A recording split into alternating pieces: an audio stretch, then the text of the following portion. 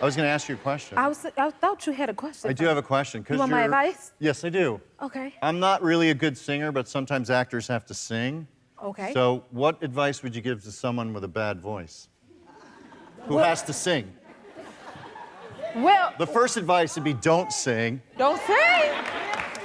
But No. sometimes they tell you, okay, in this scene, you got to sing a love song to this woman. Well, you know what? I would need to hear you sing. Give me something simple that was, I have like a range of like a one-lane highway, like that. So give me something in the middle. Huh. Happy birthday to you, happy birthday to you, happy birthday, dear Jennifer, happy birthday to you. You know what? That was sweet right there. That wasn't bad, was it? Okay, Matt. The first lesson is to stay in tune. You just did that, right? Really? Yes. I was on tune? You was on tune. So if you were directing it and you said you could give me better, what would you say? What would I say? Yeah. Well, you got to believe it. Believe that it's your birthday? No. If that's the subtext that drives you to get you to do it, Okay. You know, because it's all about the emotion. It's not even about right notes. You know, you just gotta. So, can you sing it like you really mean That it? I'm really happy for your birthday? Yeah, it's my birthday. Okay. Come on. Come on. All right, okay. Happy birthday to you. Happy birthday to you. Happy birthday, dear Jennifer. Happy birthday to you. Is that better?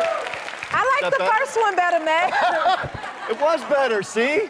It was. No, but see, I when like. you try too hard. I love. It's all about the energy. There's no right or wrong notes.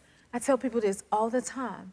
It's just the joy. We sing when we're happy, right? Or when we're feeling good. Yeah. So it's about that energy and seeing your glory. I don't even care if your notes is right or wrong. As long as I see you happy as hell, I'm happy for you. Really? Yeah. Okay. So you got started in comedy in Chicago. What was that like?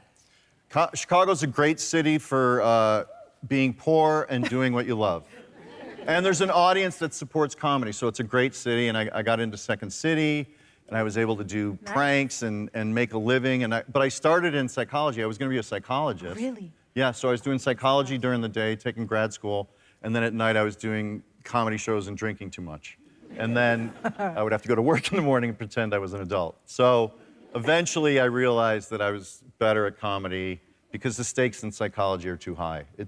If you screw something up in comedy, you don't get a laugh, but if you screw something up in psychology, the repercussions could be more severe. So you're really into pickleball? Yes. Can you tell us what that is and how did you get into it? Because I've never heard of it. Pickleball was something I picked up during the pandemic. I think I played it at Julia Dreyfus, had a court that she invited us to play on, and then I picked it up during the pandemic, so we taped a court in our driveway, and we were able to play during the pandemic. And pickleball is basically, you're standing on a ping pong table. Just imagine that. You're standing on it. Yeah, I mean, that's basically the game, and you just hit like a ball back and forth, and the only different rule is there's a thing called the kitchen, which is kind of like the lane in basketball. You can't step in there unless the ball bounces there, if that makes sense. And that's really it. That's it. Okay. And it's fun and it's easy, and if you're of average athleticism, you can be good right away, which I love. Like you would play, have you played? No. You would step into pickleball and 10 minutes into it, you'd be as good as you're probably ever gonna be. Okay. But you could play. You could play really well. Okay. For real, it's like a simple game. Now you must be a pro because you featured in the official pickleball Well, magazine. this is true. I was like a 5-page spread, no big deal, in Pickleball magazine, whatever. Yes, That's my driveway. That's my driveway. And it's kind of like an EGOT in a way to be in Pickleball magazine. Yes. We're sort of similar in that way. Okay. It's like a Lifetime Achievement Award or Time Man of the Year or Sexiest Man in People magazine. Yes. I mean, my career see just that. took off after this. It's a huge deal. It's not a So you're the centerfold. Tiger Woods of pickleball. Yeah, it's like Sexiest Man, really. is what LeBron it's saying. James of pickleball. Yeah. I could see that. Listen, that is amazing. So you know what?